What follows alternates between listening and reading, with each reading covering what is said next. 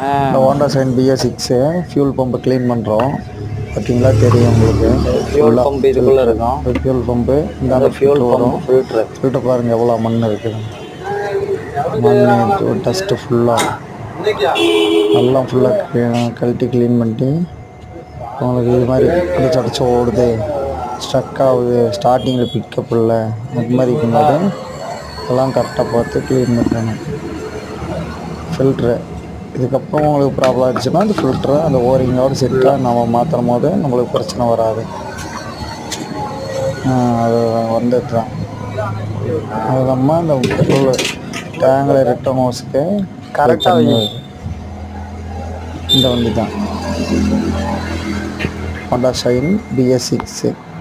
வண்டி வந்து ஸ்டார்டிங்கில் ஸ்லோவாகும், திருப்பி அடைச்சடிச்சு ஓடும். ஓகே ஃப்ரெண்ட்ஸ், அடுத்த வீடியோவில் பார்க்கலாம்.